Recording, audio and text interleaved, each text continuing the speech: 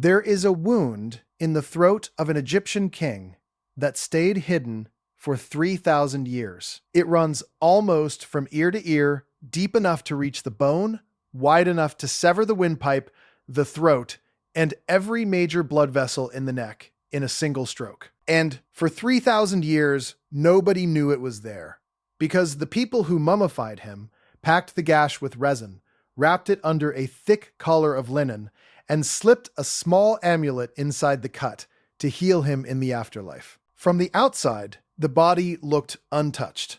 Then, in 2012, a machine that never removed a single strip of that linen looked straight through it and found the truth. The king had his throat cut to the spine. His name was Ramesses III, and the official story of how he died had just been rewritten by a hospital scanner. That is not a legend. That is a measurement. A CT scan, the same kind of scan a doctor uses to look inside your body without a single incision, was rolled up to a royal mummy in Cairo. And what it exposed, underneath the wrappings, did not match what the textbooks said for over a century. And Ramses is only the beginning, because once scientists started aiming these machines at the royal dead of Egypt, the bodies began giving up secrets the embalmers had spent enormous effort hiding. Objects sealed inside the chest. Faces frozen in expressions no one can explain.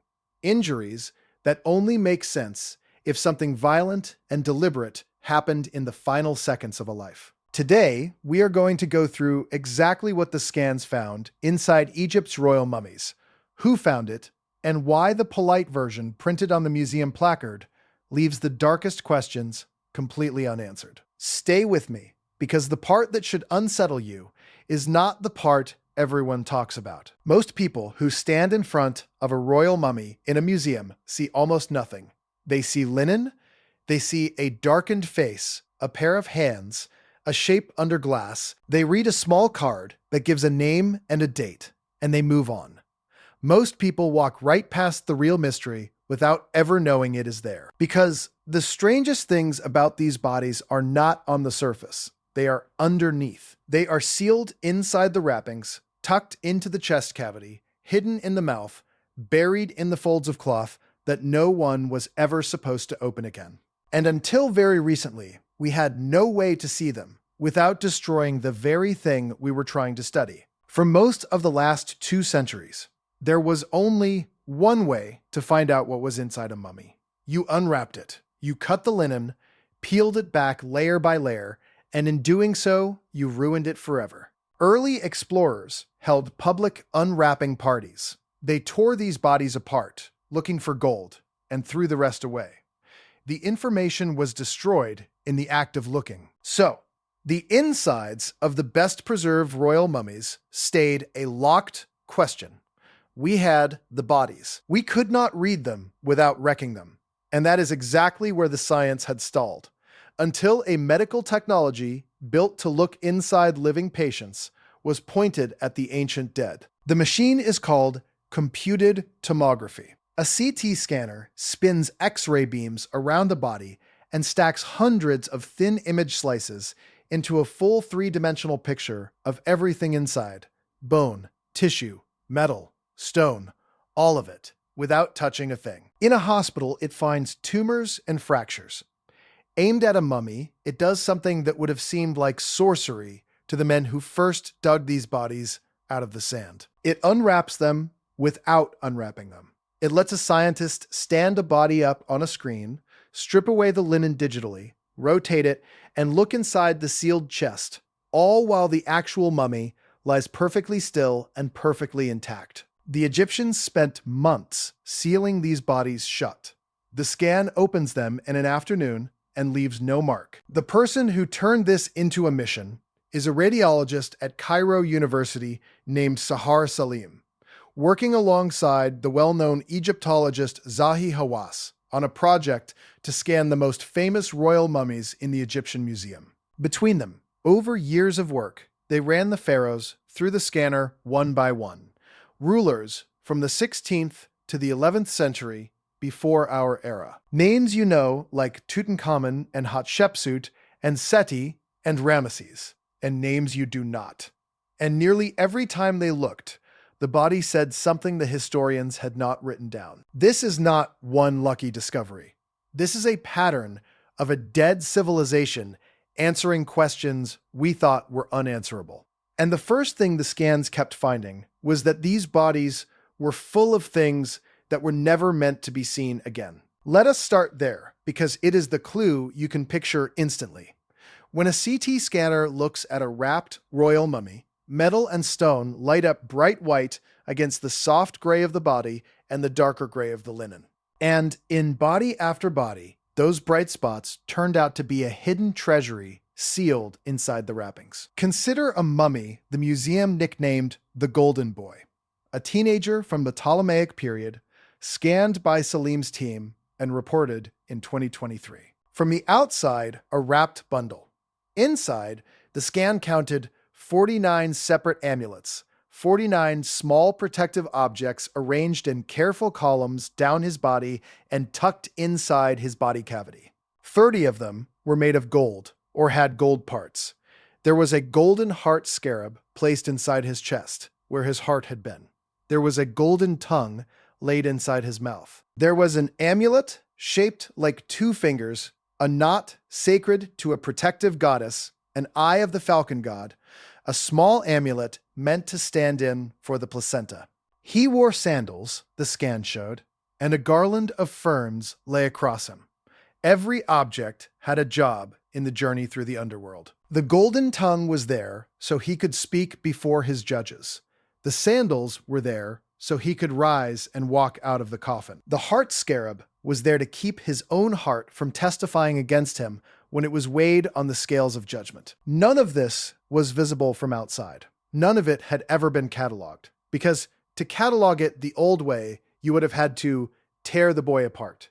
The scan simply read it through the cloth. It counted the objects, it mapped exactly where each one sat, and it could tell gold from stone, from fired clay, from the glassy ceramic the Egyptians made from sand, all by how brightly each material glowed under the X-rays. The team even took the single most important object, the golden heart scarab, from inside his chest, and printed a physical copy of it on a 3D printer, turning a shape trapped inside a sealed body into something a scientist could hold in her hand. On the back of that copy were the faint marks of engraving, the spells the priests had written to guard the boy on his journey, a message written to be read only by the gods, pulled back into the light of a modern lab. And the Golden Boy is not a one-off. When the team digitally unwrapped Amenhotep I, a king so beautifully preserved that no modern hand had ever dared disturb his wrappings, the scan found roughly 30 pieces of jewelry and amulets on him, including a beaded girdle that appears to be gold. It found the outline of a small amulet resting over his heart. It found his brain still inside his skull, unusual for a royal of his era. And it found the marks of an old repair, where later priests had gently reattached his detached head and neck to his body, with a resin-soaked band, refixed a damaged arm, and slipped fresh amulets in to cover the wounds, all after ancient tomb robbers had torn into him centuries earlier. The scan read the whole history of the body in a single pass: the original burial, the robbery, the careful rescue by a later generation of priests who found their king broken and put him back together as best they could. 3 separate chapters of one body, none of them written down, all of them recovered without lifting a single thread. Now, here is why this matters more than a jewelry inventory. Every one of these objects was placed there in secret, on purpose, to work in a world we cannot see. The Egyptians were not decorating. In their minds, they were equipping the dead for a specific and dangerous passage. And that means every scan is not just an image of a corpse. It is a record of exactly what a person standing over that body 3,000 years ago believed they needed to survive death. We are reading their instructions. And the deeper the scanner looked, the more those instructions started to include things that had nothing to do with protection, and everything to do with what actually happened to these people at the end. That is the first clue, and it is the gentle one, because so far, these are gifts offerings, careful acts of love and belief. But the same machine that finds a golden tongue in a boy's mouth can also find an axe wound on a king's foot. It can find a slit throat under an untouched collar of linen. It can find a face that never stopped screaming. Once you can see inside these bodies, you cannot choose to see only the beautiful things. The scans are about to show us 3 deaths that the people who arranged these burials tried very hard to keep from ever being seen. A murdered king, a punished prince, and a woman frozen in agony that no one can explain. Hold on to the first clue, because the second one is where the bodies stop being peaceful. For a long time, the story of Ramesses III was a shrug. He was a great king, the last strong pharaoh of Egypt's new kingdom, and the records said there had been a plot against him. A court document written on papyrus, known today as the Judicial Papyrus of Turin, described a conspiracy hatched inside his own household. One of his wives, named Tiye, wanted her son on the throne instead of the chosen heir, and she pulled together a ring of plotters to move against the king. The papyrus records the trial that followed. It names the accused, it records the punishments, but it stops short of one thing.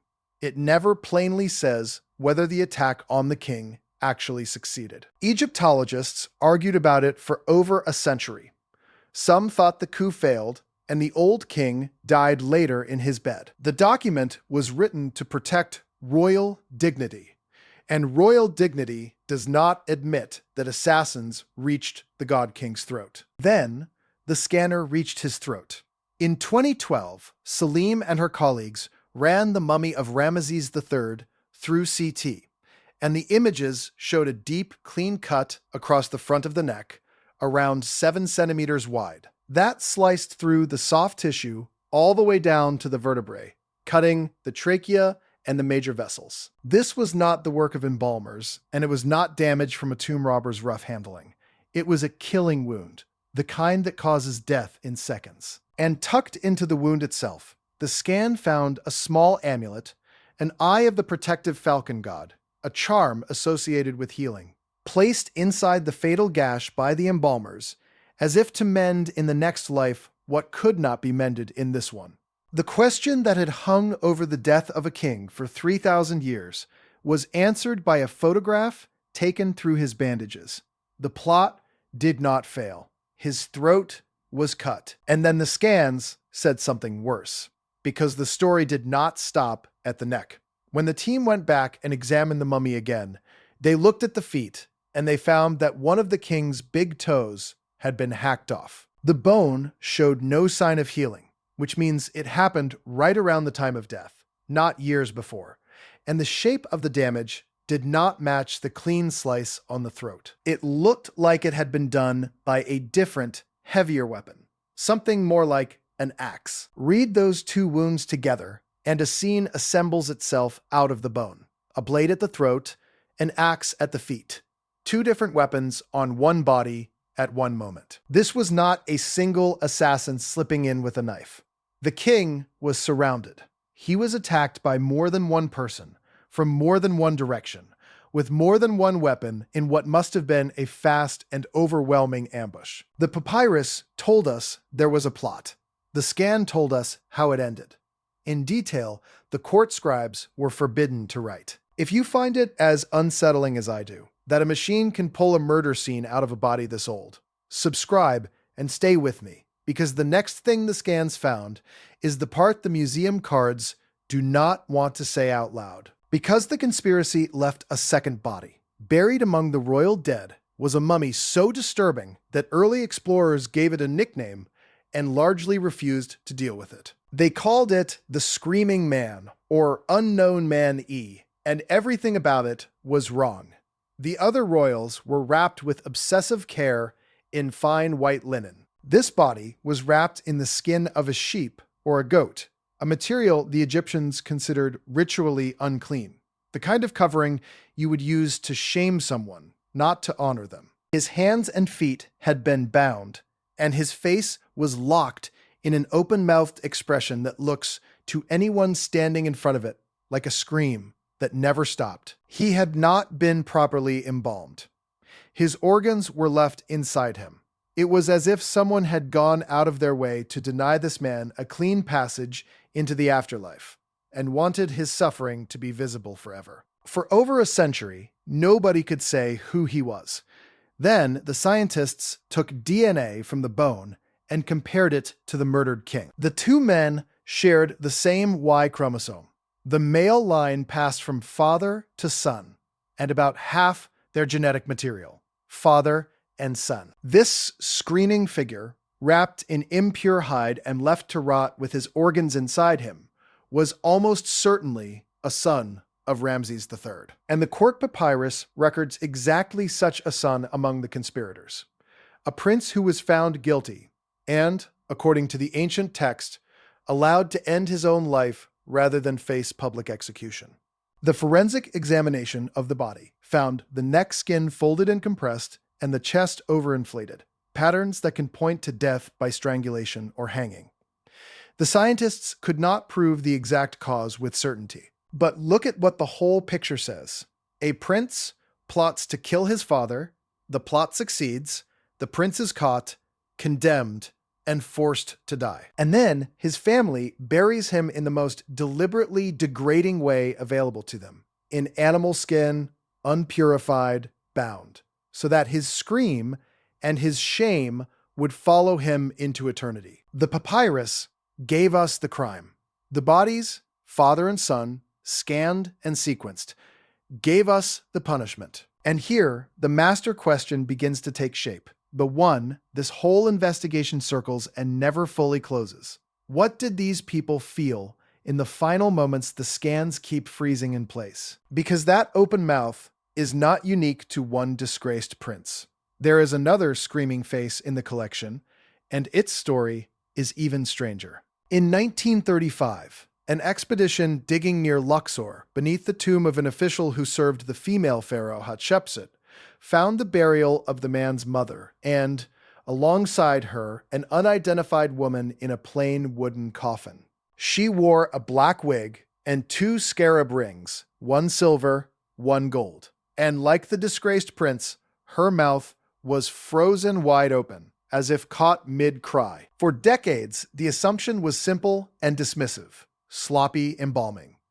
Careless workers who did not bind her jaw shut so it fell open and dried that way. A mistake, nothing more. That was the mainstream answer. And it stood unchallenged because no one could see inside her to test it. Then, in 2024, Salim scanned her, and the sloppy embalming theory fell apart on contact with the evidence. This woman had not been treated carelessly. Just the opposite. The chemical analysis of her body showed she had been embalmed with frankincense and with juniper, costly resins that had to be imported into Egypt from far away, the kind of material reserved for people of real status and wealth. Her wig was expensive. Her rings were fine. Everything about her burial said she was cared for, not neglected. The people who prepared her body had every resource and every reason to close her mouth if they could, and they did not, which forces a different and far more haunting explanation. Under normal conditions, the embalmers would tie the jaw shut. If they left this woman's mouth gaping despite their skill and their expensive materials, it may be because they could not close it, because it had already locked that way at the moment she died. The scan found her brain and her heart and her lungs still inside her, all her major organs left in place, which is itself unusual for the period. But it found no clear cause of death. No wound, no fracture, just a well-loved, richly buried woman whose face was fixed in a scream, and whose muscles may have seized in that position through a rare and violent form of stiffening that can grip a body at the instant of death. During moments of extreme pain or fear, she died screaming, and the scream was preserved. And we do not know why. The circumstances of her death are simply gone. That is the reveal that outgrows every other, because a cutthroat has an explanation. A murdered king has a motive written on a papyrus. But a woman of high rank, cared for, adorned, sent into the afterlife with imported perfume, whose last living expression was agony, and who left not one clue as to what caused it, is a locked door. We can see her face perfectly. We can measure her age, 48, and her height, just over 5 feet, and the mild arthritis in her spine. We can read the wealth of her burial, and we cannot answer the only question that matters. What happened to her? And these machines do not only answer how the royal dead died, they answer who they were in ways the dead would never have chosen to reveal. Take the most famous mummy on Earth, the boy King Tutankhamun. For decades, the popular image was a golden god, a young ruler whose glittering mask made him the face of ancient Egypt. A hole in the back of his skull fed rumors for years that he had been murdered, struck from behind. Then the scans looked. The hole, it turned out, was made during the mummification process, not by an assassin. But the real king the scanner found was nothing like the golden image. He had a clubbed left foot that twisted his gait. He had a bone disease that was slowly killing the tissue in that foot. He had a cleft in the roof of his mouth. He walked with a cane, and the scientists noticed that more than 100 walking sticks had been buried with him, not as royal symbols, but because he needed them. In his blood, the DNA testing found the parasite that causes a severe form of malaria, the oldest genetic trace of the disease ever recovered. And when the same DNA was compared across his family, it delivered the most uncomfortable finding of all.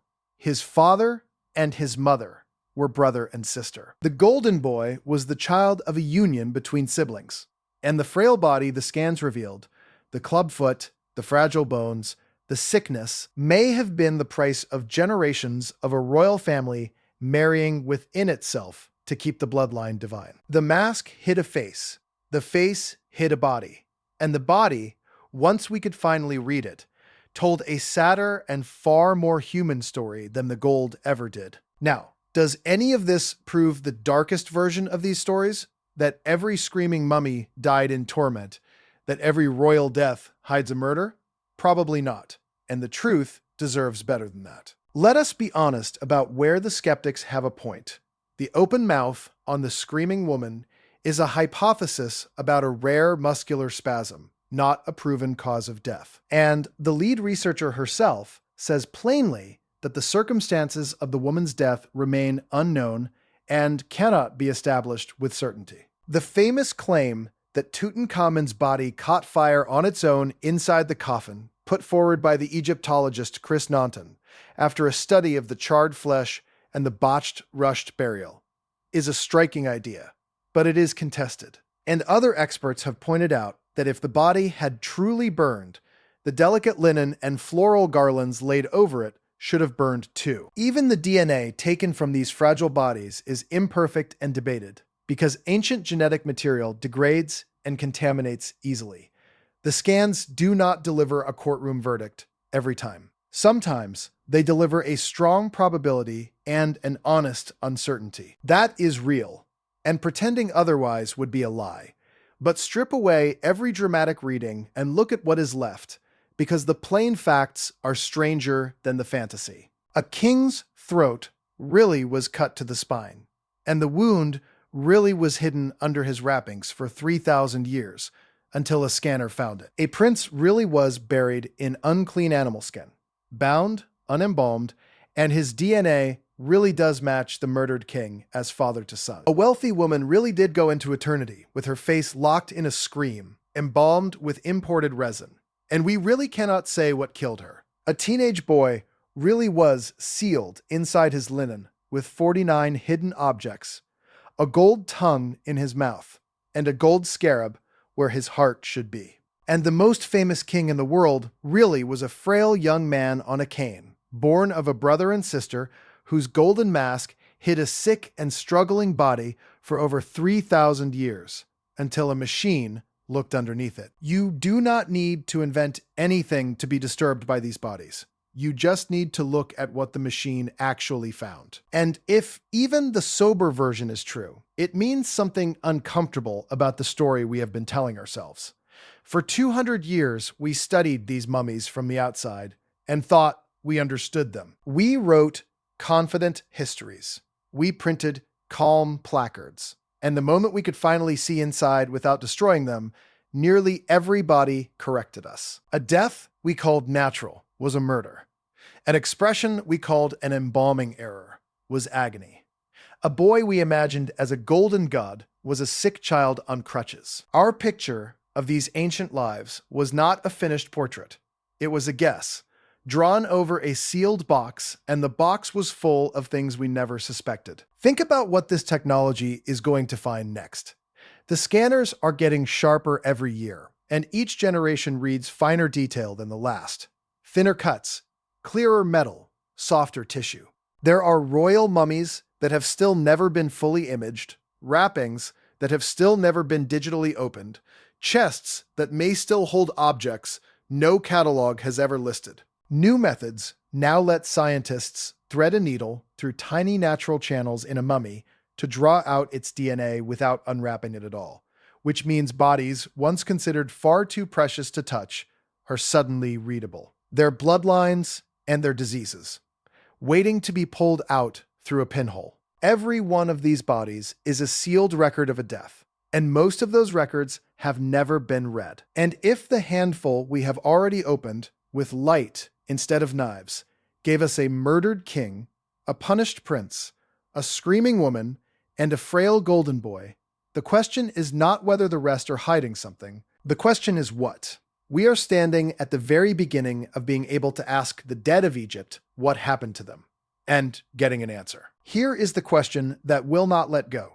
If a machine can look through 3,000 years of linen and find a murder the killers tried to hide, a scream the family tried to erase, a treasury sealed against every human eye, then how many more of these silent faces under glass are carrying a truth we have simply never looked at? How many placards are wrong? How many peaceful deaths are murders waiting for a scan?